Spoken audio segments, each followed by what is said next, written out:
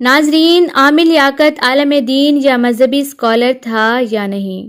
T V پر رمضان transmission میں آیات تلاوت اور زبردست و متنازع مذہبی امور پر بحث و مباحثے کو اینکر کر کے اسی ٹی وی پر ناگن ڈانس کر سکتا تھا یا نہیں؟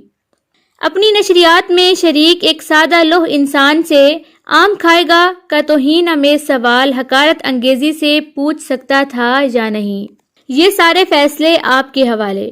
ضمیر جعفری کہتے ہیں کہ میں تو اتنا جانتا ہوں کہ ٹی وی چینل پر جس عامر لیاقت کو دیکھ کر اس کے ناظرین، خاص طور پر خواتین، سمجھنے لگتی تھیں کہ آج تو رمضان کی اس بابرکت رات میں دعائیں قبول ہو ہی جائیں گی، اگر بند کمرے میں اسی عامر لیاقت حسین کے ساتھ نشست کی جائے تو اس کی 52 گز کی زبان کے کرشمے سے کانوں سے دھواں نکلنے لگتا تھا۔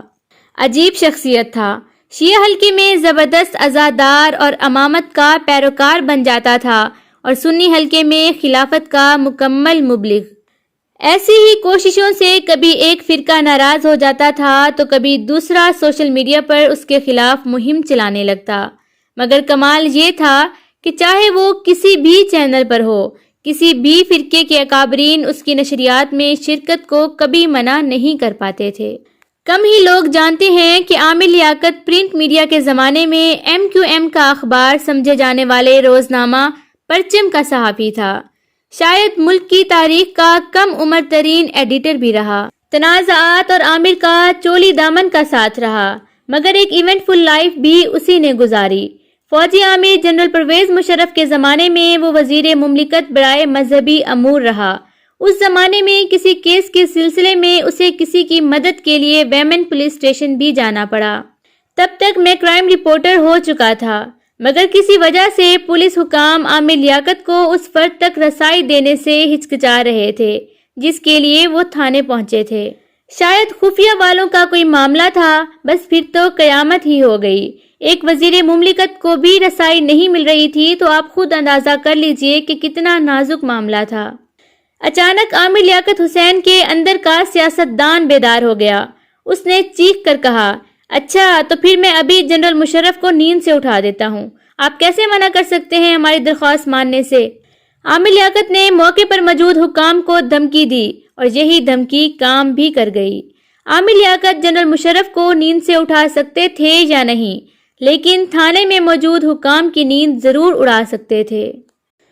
اگر میری یادداشت درست کام کر رہی ہے تو صدر مشرف کے معاون اور انتہائی قریبی قابل اعتماد ساتھی بریگیڈیئر اختر ضامن بھی تھانے آئے تھے، اور پھر بات عامر لیاقت ہی کی مانی گئی۔ جب وہ وزیر بن کر پہلی بار دی نیوز آئے تو رات کو کھانے پر جانے کا قصد کیا گیا۔ ہمیشہ کی طرح انپریڈکٹیبل عامر لیاقت حسین نے اس رات بھی غیر متوقع انداز اپنایا۔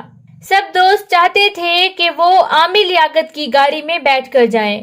ایک دوست تو ان کی گاڑی میں بیٹھ بھی گیا، مگر عامر لیاقت اپنی گاڑی سے اترے، دوست کی نشست کے قریب آئے اور دروازہ کھول کر کہنے لگے، تم کیوں اس گاڑی میں بیٹھ رہے ہو؟ دیکھو بھائی، ہم تو وزیر بھی بن گئے اور باقی سارے شوق بھی اسی زندگی میں پورے کر لیے۔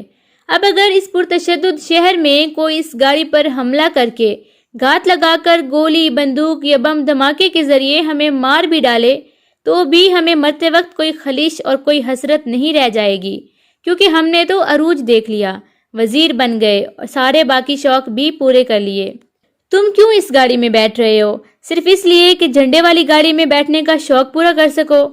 تو بھائی، اگر ہم پر کوئی حملہ ہوا اور ہم مر بھی گئے تو کیا؟ سب دیکھ لیا، تم نے ابھی کچھ بھی نہیں دیکھا، ابھی تو پوری زندگی سامنے پڑی ہے۔ تم جھنڈے والی گاڑی کے شوق میں جان پر کھیلنے کو کیوں تیار ہو بھائی؟ میری مانو، اتر جاؤ۔ پھر کہہ رہے ہیں تم سے کہ ہم نے تو ایسی زندگی گزار لی کہ مر بھی گئے تو کوئی افسوس نہیں ہوگا ہم کو۔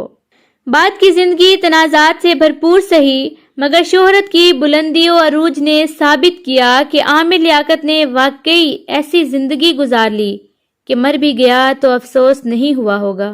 ناظرین، ہماری یہ ویڈیو کیسی لگی اس کے بارے میں ایک کمنٹ ضرور دیجیے گا۔ ہاں، اگر ابھی تک آپ نے ہمارا چینل سبسکرائب نہیں کیا تو پلیز اس ویڈیو کو لائک اور چینل کو سبسکرائب کرنا نہ بھولیے گا۔ اللہ حافظ۔